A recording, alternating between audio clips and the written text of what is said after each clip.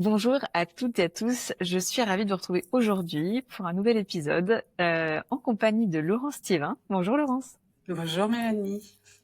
Je suis heureuse de te retrouver parce qu'on avait déjà réalisé un épisode ensemble. C'est le numéro 85 pour celles et ceux que ça intéresse.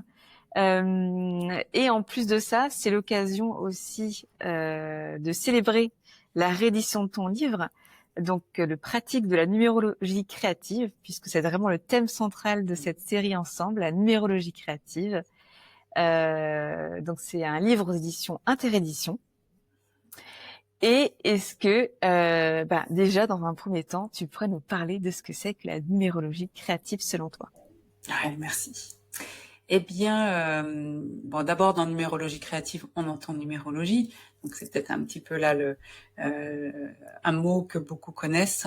Nous sommes dans la symbolique des nombres, et donc si je vais tout de suite sur, on va dire la spécificité de la numérologie créative, pourquoi créative, on va bien sûr utiliser cette symbolique comme matière première pour aider chacun à mieux se connaître, à identifier ses talents, à identifier ses forces, à bien sûr aussi reconnaître ses besoins profonds, mais aussi ses ombres, ce qui peut aussi, voilà, à des moments donnés, nous limiter, nous nous crisper, etc. Donc c'est autant de points de repère qui vont vraiment nous permettre de mieux quelque part identifier qui on est. Donc ça, c'est, on va dire, ce qu'apporte cette pratique. Puis on va le voir, bien sûr, à travers cette série de podcasts. Après, dans la notion de créative, il y a vraiment l'idée d'aider chacun à développer sa propre créativité. Autrement dit, à de plus en plus sentir sa propre capacité à créer la vie qu'il souhaite. C'est pour ça qu'en tout cas, on va porter l'attention sur les potentiels.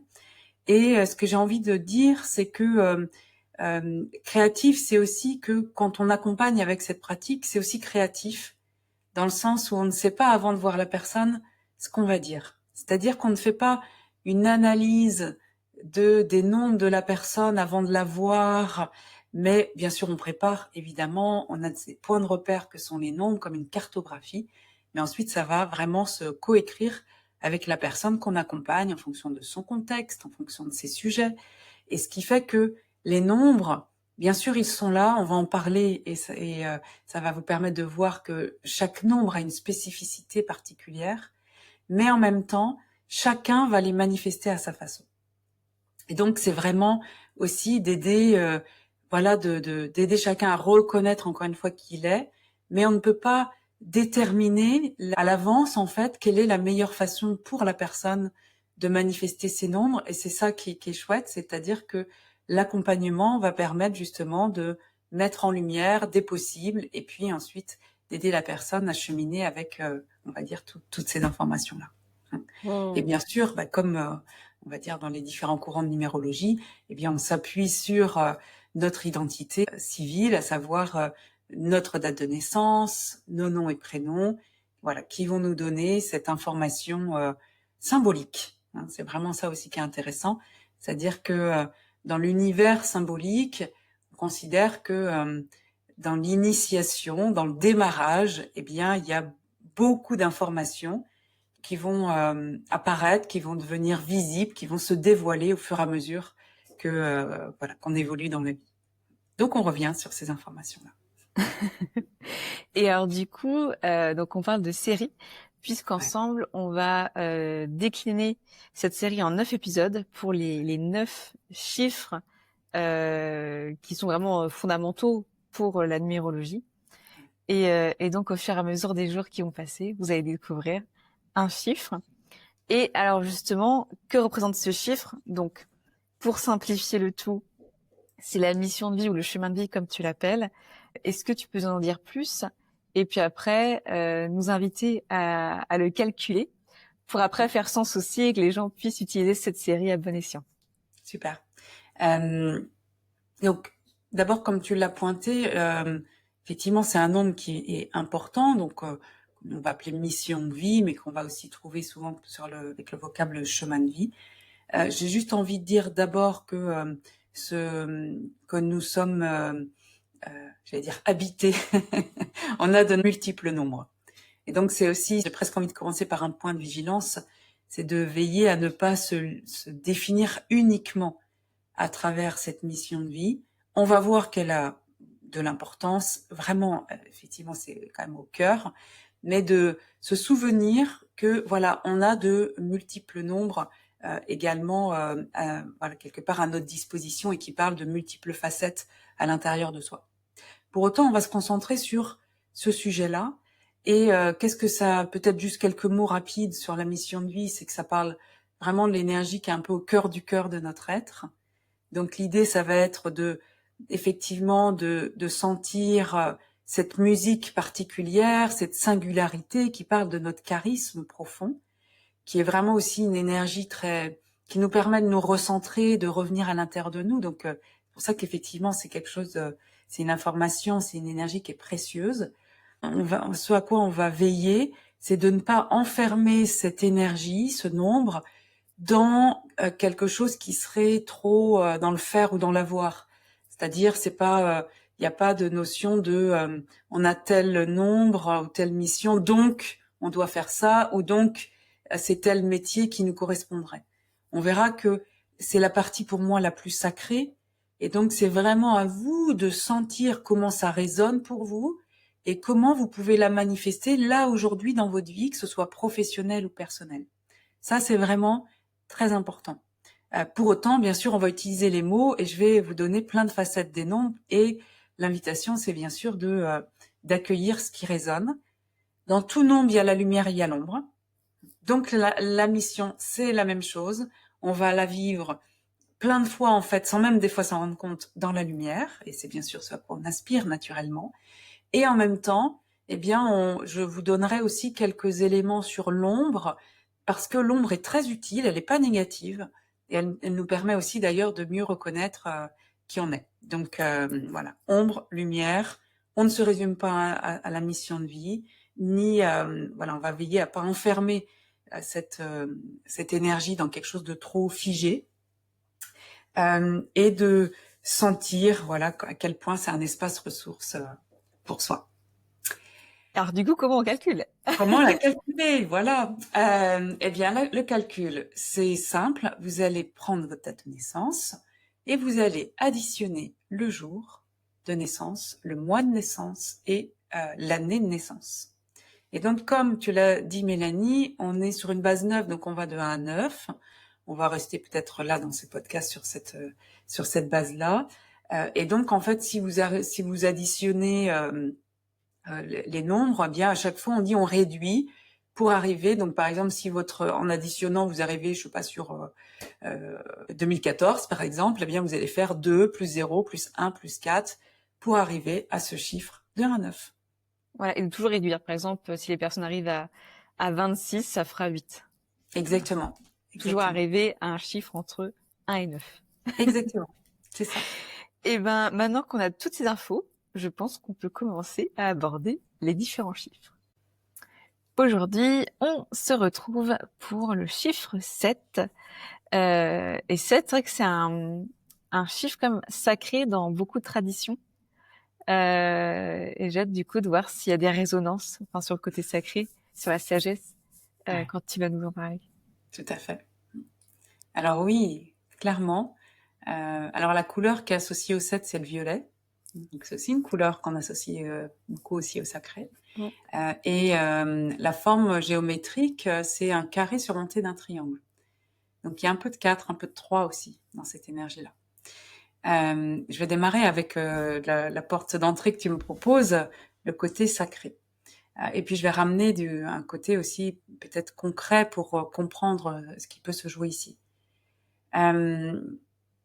Le sacré, il y a une quête, on va dire, dans le 7, il y a une quête de sens très profonde. Et le sens, on peut potentiellement, en tout cas, y répondre d'abord par un sens de l'analyse, chercher à comprendre, apprendre, développer des connaissances, etc. Donc ça, c'est toute une facette du 7 qui peut aussi avoir un sens de la rationalité très grand. Donc, on va aussi avoir des personnes qui investissent cette énergie-là en étant chercheurs, très scientifiques, très cartésiens, etc.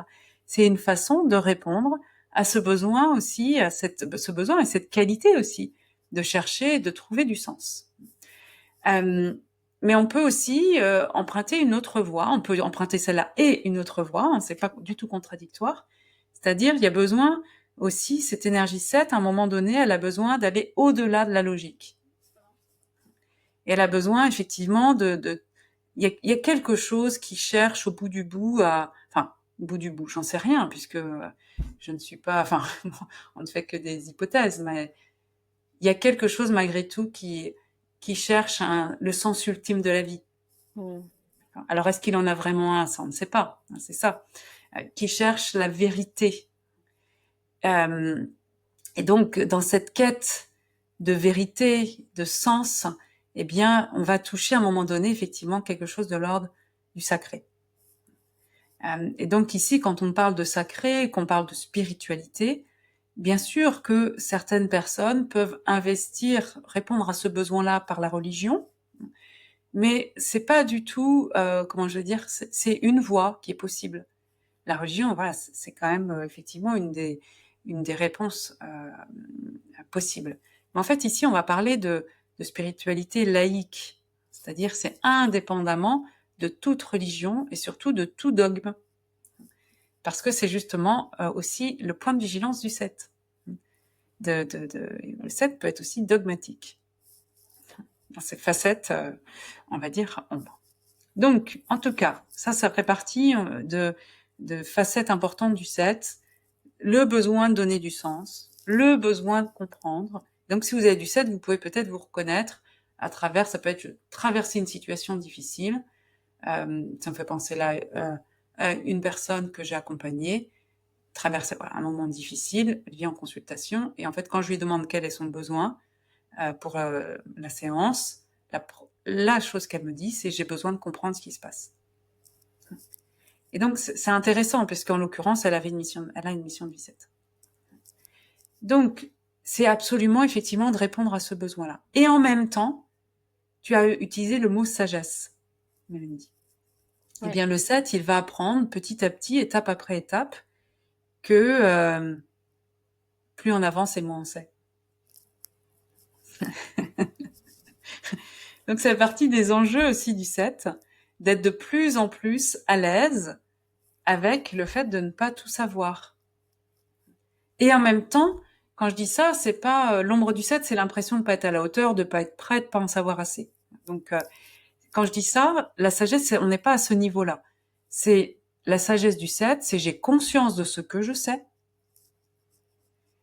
que je sais discerner ce qui relève on va dire, d'une information qui est juste, de mon interprétation, etc., etc. Le 7, il sait discerner ça. Et donc, il peut, reconnaître ce qu'il sait. Et en même temps, il est à l'aise avec le fait de ne pas tout savoir. Et donc, il y a quelque chose qui vise dans l'énergie 7 à rester ouvert à de nouvelles informations, à continuer à chercher, à continuer à se poser des questions. C'est pour ça que cette énergie, elle peut être assez à l'aise dans tout ce qui est, je parlais recherche, mais aussi transmission. Ça parle beaucoup de transmettre, l'énergie 7. Ça parle aussi d'introspection, parce que quand on cherche le sens, souvent, c'est d'abord le sens de quelque chose que l'on vit. Donc il y a quelque chose qui peut être aussi assez à l'aise, assez habitué à se poser des questions, à s'introspecter.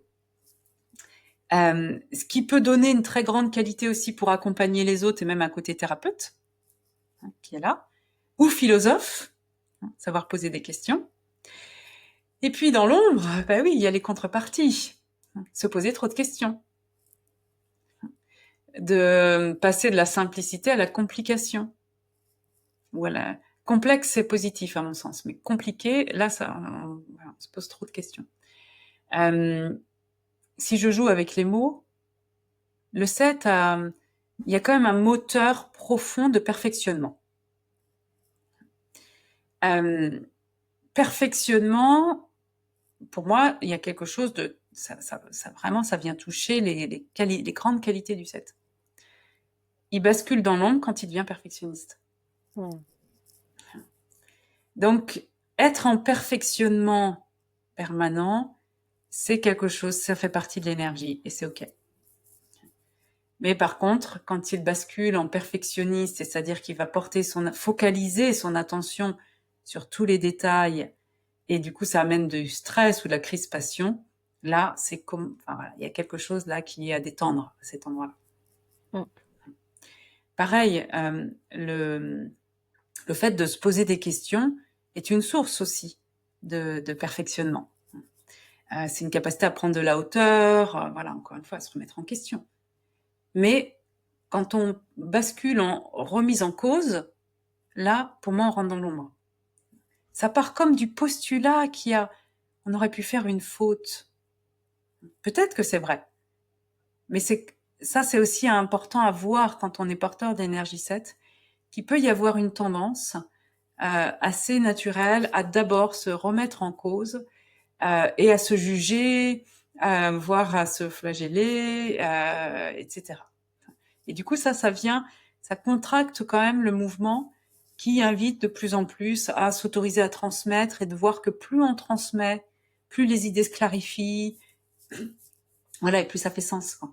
Mm. Donc c'est vraiment un chiffre qui invite au questionnement, mais avec la vigilance aussi du questionnement. C'est ça. Et, et, et vraiment, oui, ce côté assez absolu d'une vérité qui finalement, plus on avance, plus on se rend compte que il y a sûrement une vérité absolue, mais nous, humains, elle est quand même assez impalpable. Exactement, c'est exactement ça. Et peut-être de voir comment cette aspiration à cette quête d'absolu, comme tu l'évoques, on peut la vivre comme quelque chose de très, comment dire, presque comme un axe intérieur porteur. Le 7 parle de justesse. Donc c'est aussi quand on est porteur d'énergie 7, quand on est dans une situation, c'est qu'est-ce qui est le plus juste pour soi. Alors, ça ça peut être une façon aussi de faire redescendre cette aspiration, cet idéal très élevé à quelque chose de plus concret et accessible. Qu'est-ce qui est le plus juste pour moi aujourd'hui? Quelle est comment incarner une éthique personnelle? Ça va aider aussi à faire des choix. Et le 7, il sait faire ça. Se détacher aussi, à savoir se détacher. Se détacher, c'est lié au fait de prendre de la hauteur. Donc quand on prend de la hauteur, on est aligné avec ce qui est le plus juste pour soi. Et des fois, le plus juste pour soi, c'est dans une situation ne pas agir, par exemple. C'est-à-dire, ça peut être voir qu'il y a des choses vraiment qui nous correspondent pas, qu'on aimerait dire les choses ou faire autrement. Et en même temps, quand on se recentre vraiment, vraiment dans ce silence intérieur, eh bien, quelquefois, c'est de sentir que là, dans l'instant, ce qui est plus juste pour soi, c'est de ne pas agir. Et d'être bien avec ça. Bah, pour moi, ça peut être aussi, vous voyez, des clés, je crois, pour le 7. Et de tendre vers, il y a quand même une histoire de pureté, hein, dans le 7. Et donc, qu'est-ce qui est, encore une fois, pour soi, enfin, comment être le plus, alors pur, ça va donner un idéal peut-être trop élevé, mais je vais réutiliser le mot juste, quoi. Comment être le plus juste pour soi avec discernement, là, aujourd'hui, dans le moment. Bonne chance. Ouais. Et puis la clé du silence, hein, d'aimer le silence, le besoin aussi de revenir dans des moments seuls, où ça peut être d'écrire pour clarifier les choses. Voilà, quand tout est compliqué, c'est que voilà, comment revenir s'offrir un espace qui permet un peu de faire descendre un peu. Moi, j'aime bien quand je prends une image, c'est quand on met des sédiments dans de l'eau et qu'on mélange, tout est brouillard, tout est flou. Bah, avec le 7, c'est un peu ça. Et c'est comment, à des moments donnés, voilà, laisser les choses redescendre, revenir un peu dans du silence, revenir sur ce qui est essentiel pour soi. Alors, souvent, la situation se clarifie et là, on va pouvoir ensuite agir voilà, dans ce qui nous semble le plus juste. Eh bien, merci pour votre écoute. Avec Laurence, nous espérons que cette série autour de la numérologie créative, eh bien, vous a plu. que voilà, si vous avez fait le calcul de votre mission de vie, que vous avez écouté, que certaines descriptions viennent résonner avec vous, en vous, chez vous, que vous avez peut-être aussi pris le temps de calculer les chemins de vie de vos proches. N'hésitez pas d'ailleurs à leur envoyer l'épisode correspondant à leur chemin de vie. Peut-être que ça peut vraiment les aider aussi. Et puis, je trouve que c'est toujours intéressant de connaître un peu les chemins de vie de notre entourage parce que ça permet de mieux relationner, tout simplement. Je pense que tu me rejoins là-dessus, Laurence. Complètement. Tout à fait. D'abord, merci aussi. Alors, merci à toi, Mélanie, hein, vraiment, sincèrement, pour voilà, cette invitation dans ce podcast et puis à tous les auditeurs. Et je partage complètement ce que tu viens de dire, à savoir que ces informations-là, alors elles ne sont pas exhaustives hein, parce qu'on aurait pu passer quelques heures sur chacun des nombres qu'on a explorés, mais en tout cas, pour l'intention, c'était vraiment de vous faire sentir à quel point chaque nombre, chaque énergie en fait a une tonalité spécifique et peut-être aussi activer votre curiosité pour aller plus loin et de vous observer dans différentes facettes. Donc ça, c'est la première chose. Et puis, comme tu viens de le dire, effectivement, ça peut vraiment aider à comprendre qu'on fonctionne pas tous pareil, même si on le sait mentalement. Eh bien, de comprendre que c'est vraiment un autre mode de fonctionnement que l'autre a. Je pense qu'effectivement, ça peut vraiment beaucoup aider à relationner avec les autres. Ça, je partage complètement. Ce que je voulais ajouter peut-être aussi, juste 2-3 petits points rapidement, c'est que il est normal que si vous avez écouté plusieurs épisodes, que vous vous retrouviez dans à travers plusieurs nombres. D'abord, vous ne vous résumez pas à votre mission de vie, vous avez différents nombres, voilà, sur différents plans, que ce soit sur le plan physique, émotionnel, relationnel, mental, etc., et plein d'autres choses. Donc ça, c'est la première chose. Ensuite, ce que j'ai juste envie de dire aussi, c'est que on l'a évoqué à travers les épisodes, c'est normal de vivre la lumière et l'ombre. Et que les deux coexistent en permanence, et donc en tout cas, moi, je vous encourage à ne plus le voir comme négatif quand on est dans l'ombre, mais plutôt de sentir que peut-être comment vous pouvez revenir dans quelque chose de plus équilibré pour vous, et comment après coup, ça peut vous donner de l'enseignement aussi sur ce qui est vraiment important pour vous. Voilà, donc c'est vraiment, à mon sens, d'avoir un regard constructif, en tout cas, sur ce qui apparaît dans l'ombre. C'est normal. Et j'ai envie aussi de dire que on a là le sujet et la mission de vie. Vous avez vu, sans doute entendu, que j'ai très peu parlé de métier ou voilà d'activité hein, à travers l'émission. Je ne crois pas avoir évoqué le fait qu'il fallait faire telle ou telle chose pour s'épanouir quand on avait cette mission. C'est pas du tout mon point de vue. Mon point de vue, c'est vraiment je pense que il est question petit à petit de sentir cette musique personnelle à l'intérieur de vous et que ça demande du temps. Et que plus vous allez sentir cette énergie, cette musique, plus vous allez pouvoir la manifester à votre façon. Aujourd'hui dans votre contexte. Et ça change au cours de la vie. Et ça peut être d'une façon dans la vie personnelle, une façon dans la vie professionnelle et sociale, etc. Donc ça, c'est vraiment, pour moi, la mission de vie, c'est la partie la plus sacrée, la plus profonde, la plus subtile. Et je pense que jamais personne ne pourra vous la définir vraiment. C'est à vous d'entendre la résonance et à vous de manifester à votre façon cette énergie-là qui parle de qui vous êtes profondément.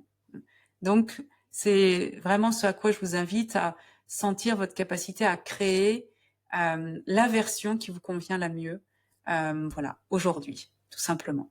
Sans vous mettre de pression, parce que l'enjeu, il n'y a pas d'enjeu, c'est d'être vous-même du mieux possible, voilà, et c'est parfait comme ça. Et que de toute façon, notre chemin de vie, notre mission de vie, on la vit tous les jours, même sans s'en rendre compte. Et que c'est, comme on a dit, en fait, c'est un chemin et que de toute façon, à la fin de notre vie, on l'aura accompli, qu'importe la façon dont on l'aura vécu. Exactement, exactement. J'en profite pour quand même vous recommander chaleureusement Laurence Thiévin. J'ai déjà réalisé plusieurs séances avec toi. Je trouve que c'est vraiment la numérologie créative, un espace très intéressant, un outil je l'ai expérimenté dans plusieurs facettes de ma vie. Une facette où j'étais très curieuse de découvrir cette approche. Puis ensuite, à quelques années plus tard, à une époque, un moment où j'étais assez perdue. Et ça m'a été vraiment précieux. Encore une fois, ton approche n'a rien de déterminant, de fataliste. C'est vraiment une approche de co-création. On arrive en séance et tu es là pour voir avec ce qui se dépose à l'instant T, comment les chiffres peuvent nous guider, mais en aucun cas nous définir. Et c'est à nous en fait d'explorer et de vivre notre vie. C'est juste un outil de soutien et qui peut aussi permettre d'optimiser certaines périodes de vie et aussi de certaines zones de génie que l'on a naturellement. Donc, je recommande, voilà, chaleureusement, les séances individuelles. Je sais aussi que tu proposes des formations. Tout à fait. Et puis, il y a ton livre aussi qui est réédité là, tout début novembre.